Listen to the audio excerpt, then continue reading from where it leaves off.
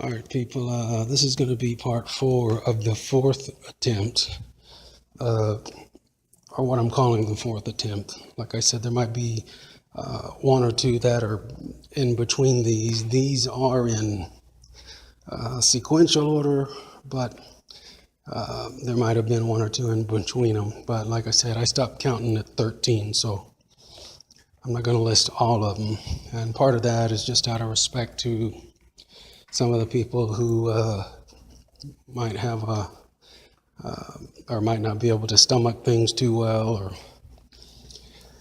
stuff like that. Okay, so we are now at the part where we are at the convenience store. It's not a 7-Eleven, but something like that. And for lack of a better term, I guess I'm kind of cornered because all the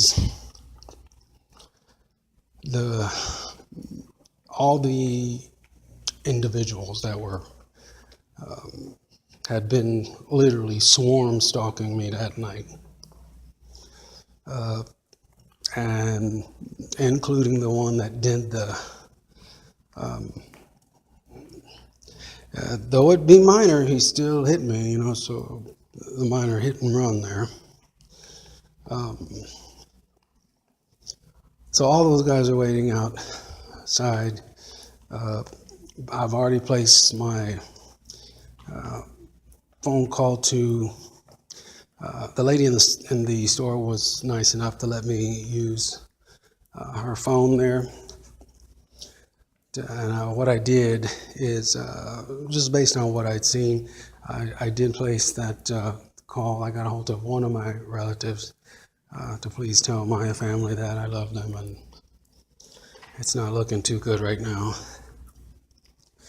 And because they were sending the people in, seeing if they could get either a clear shot or whatever they were going to do, it would send, as I said in the last segment, they would send them in one, then two, and then one, and then two, or however they rolled up there in their vehicles. All right, so if you'll please forgive me, I'm gonna kind of, let's just say I had one last, so I was kind of cornered. I'd already made the 911 call. That was right after the call I made to my relative to tell my family I love them. And as I'm doing that, they're just literally just coming in and doing the eyeball thing, whatever. And I'd do it right back. What else are you gonna do, right? So anyway, I made the 911 call already, and they knew that. It was obvious they knew that, because after that was done, it wasn't even, maybe 30 seconds to a minute, and then the pace of them coming in to where I was up there, of course, as I said before, I was up there by the register off to the side where she was kind enough to let me use her phone. And kudos to her, and bless her heart, because I know she was probably scared to death as well. And I'm so sorry, I just had no, what do you do, right? What are you gonna do? But anyway, so they kept coming in. After about 30 seconds to a minute after the 911 call was placed, the pace started speeding up. And it wasn't about maybe 2 or 3 minutes later, after about just as many sets of them, like 2 or 3, there was one that was the main one, I called the main one, and then there was one more that was getting instructions, it seemed, outside too, because I was watching him outside too. I had to. But the main one,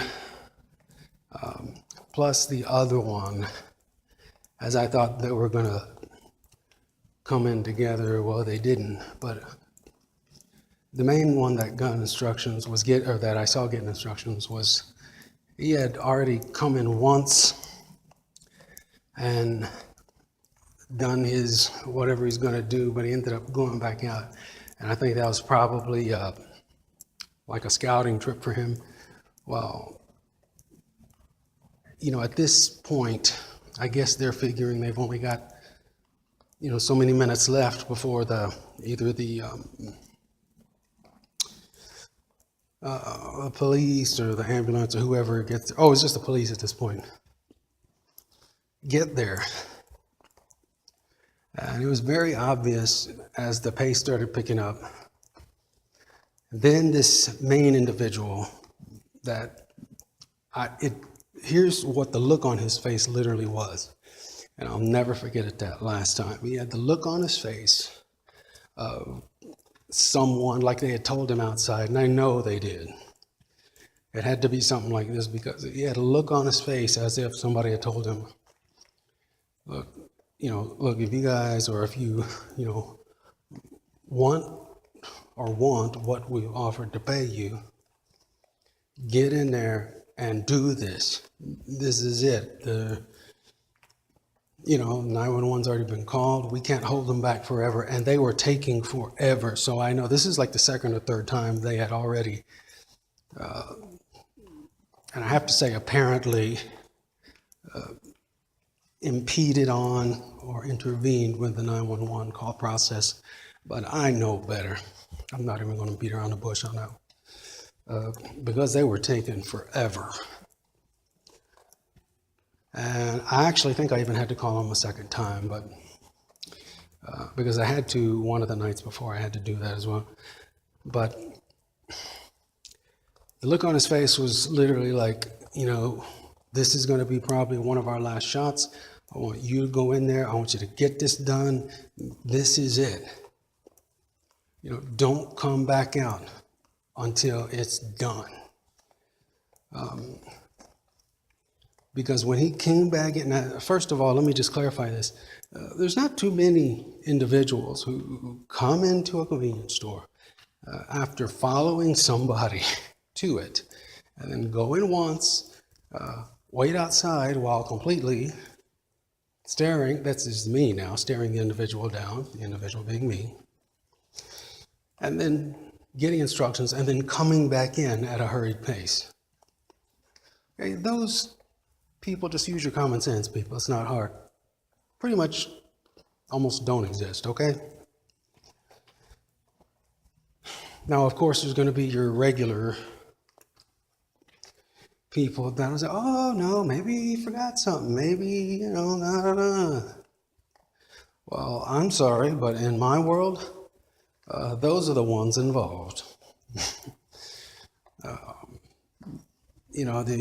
If you ever have a situation happen like that and it's flipped, where you're trying to describe this, let's just say to a detective or somebody, any good investigator will tell you that they're not allowed to believe in coincidences. Anyhow, so he comes in, the look on his face is completely different. It looks very urgent, very nervous. He almost has a frown on it, like panic, like he's scared out of his own wits, as if somebody was about to commit their very first murder, and they've been ordered to not only do it, but get in there now, get it done, do not come out until it's done.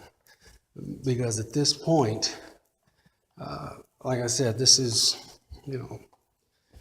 I don't know about in their book, but yeah, it was probably anywhere between the fourth and it was about the fourth, or between the fourth and the sixth tries.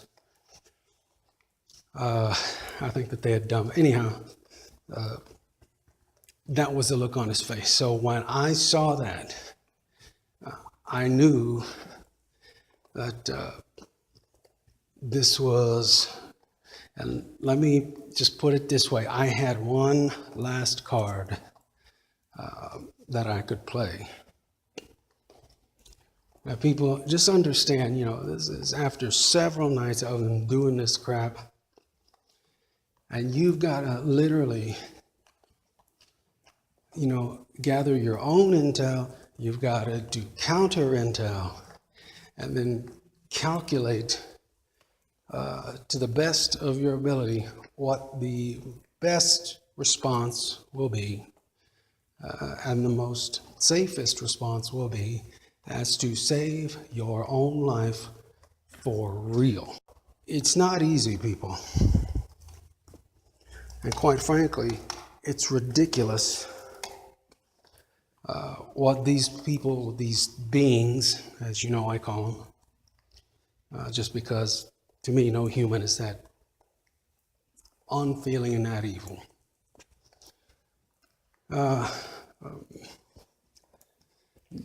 Anyhow, but you got to do all this figuring out to get the best result possible, which is hopefully saving your life, your own life. So anyhow, and I'm so sorry, people. I can't explain exactly what I did, just for now, because it's still kind of sensitive. But I played that last card, and it was a little lengthy, but it did buy me some more time, at least to the point where, they were forced to let the police through, which were theirs anyway, because it was that idiot that ended up telling me, that I could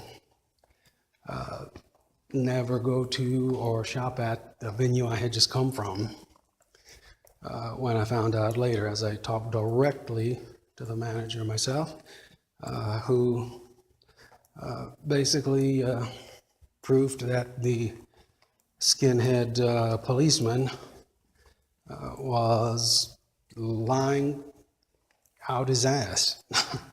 Forgive my language, I'm sorry. He had told me, oh, you're not allowed back here, and because I had to call them because they were swarming me up there. But see, when you call to ask for their help, when they're really trying to, quote unquote, get you, you're the victim no matter, or you're the offender no matter what, even if you're heavily, evidence-wise as well, the victim like I was. I had actually told, just to mention this, just before that, when I was at the venue, which was just up the hill from there, I said, if you don't believe me, roll the surveillance footage. See those cameras up there? There was like 8 of them. I said, go take a look at them. You'll see what they were doing. And that's when he finally came back and told me that, the manager wanted me to leave, and I was not allowed back there or to shop there or whatever, which was a bunch of, because I talked to him myself later, like I said, and he said, you're welcome to shop here anytime you want. You didn't do a thing. And I knew that. So anyway, I played my last card to get past that moment. Well, this same individual shows up, obviously their guy, right? And he gives me, as I was trying to explain to him, look, I don't know what's wrong with you folks, but look, you see, it's the same people, is it not? I don't know what these people want, but they're obviously trying to do harm to me. I don't know why. In my heart, I pretty much knew why, but, either he's the biggest idiot that ever walked the planet, or, he's either either he was getting paid handsomely, one of them, or under duress to tell me what he was telling me. So whichever, I think I know which one of them that was.